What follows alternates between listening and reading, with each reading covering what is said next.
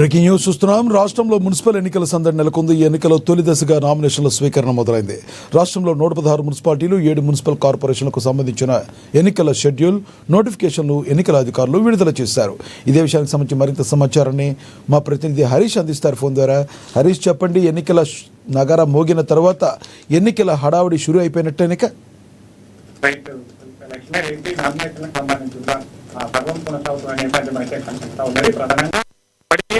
పార్టీలతో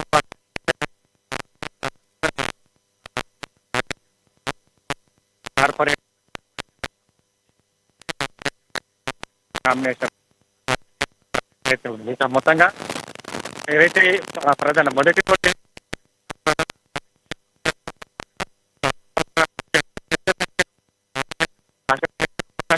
నూతన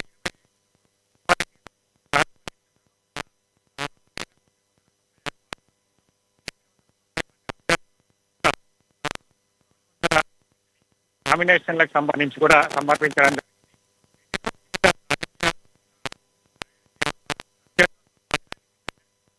ఉన్నారు. ఈ రోజు పెద్ద ఎత్తున నామినేషన్ దాఖలు చేసేందుకు సిద్ధమవుతున్న పరిస్థితి అయితే కనిపిస్తా ఉంది. ఇక ప్రధానంగా ఇక మంచి రోజుతో పాటుగా ముహూర్తాలు చూసుకుంటా ఉన్నారు. ఇక టైం ఏదైతే కూడా దగ్గర పడుతున్న పరిస్థితి అయితే కావచ్చు. ఆ నామినేషన్లకు సంబంధించి కూడా ఇప్పుడు పెద్ద ఎత్తున కొనసాగుతున్న నేపథ్యం అయితే కనిపిస్తా ఉంది. ఇప్పటికే అభ్యర్థులకు సంబంధించి కూడా అన్ని పార్టీలకు సంబంధించిన అభ్యర్థులను ఎంపిక కూడా కొలిక్కి వచ్చిందని చెప్పొచ్చు.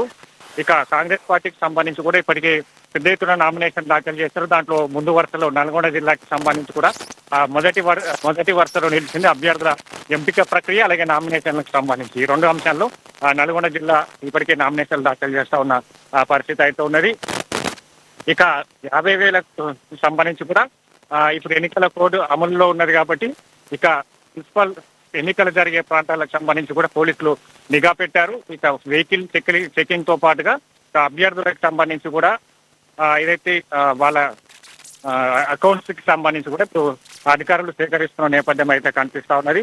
ఇక రేపు కూడా నామినేషన్ దాఖలు చేసేందుకు అవకాశం ఉన్నది కాబట్టి నెల 31కి సంబంధించి కూడా నామినేషన్ల పరిశీలన ఉంటుంది. ఫిబ్రవరి 3వ తేదీకి సంబంధించి కూడా అభ్యర్థుల తుది జాబితా విడుదల కానున్నది. 11న పోలింగ్ జరగబోతున్న నేపథ్యం ఉంది. ఫిబ్రవరి 13న ఓటర్ల లెక్కింపు ఉంటున్న నేపథ్యం అయితే కనిపిస్తా ఉన్నది కాబట్టి ఇక ఈ రోజు రేపు సంబంధించి కూడా పెద్ద ఎత్తున నామినేషన్లు దాఖలు చేసేందుకు సిద్ధమవుతున్నట్టు చెప్పవచ్చు. మొత్తంగా ఈ 2 రోజులకు సంబంధించి కూడా నామినేషన్ల పర్వం ఇంకా వేగం పుంజుకునే అవకాశాలు అయితే కనిపిస్తా ఉన్నాయి. ఎందుకంటే ఒక్కొక్క ప్రధాన పార్టీలతో పాటుగా ఇండిపెండెంట్ అభ్యర్థులు బరిలో ఇచ్చేందుకు ఆసక్తి కనబరుస్తున్న పరిస్థితి అయితే కనిపిస్తా ఉన్నది. ఇక కాంగ్రెస్, బీఆర్ఎస్, బీజేపీ పార్టీలకు సంబంధించి కూడా అభ్యర్థులను కొలిక్కి వచ్చిన వైపు కాంగ్రెస్ పార్టీకి సంబంధించి కూడా అభ్యర్థులను ఎంపిక ప్రక్రియకు సంబంధించి కూడా ఆయా పార్లమెంటు నియోజకవర్గాల వారిగా ఇన్ఛార్జి మంత్రులను నియమించారు. అక్కడ స్థానికంగా ఉన్న ఎమ్మెల్యే, ఎంపీతో పాటుగా నియోజకవర్గ ఇన్ఛార్జీలు, డీసీసీ అధ్యక్షుల ఒపీనియన్ జరుగుతుంది. ఇక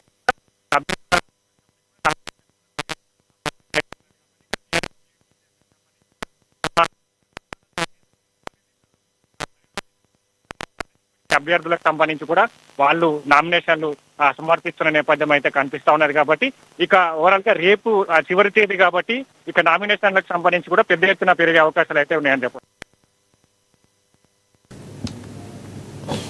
థ్యాంక్ యూ హరీష్.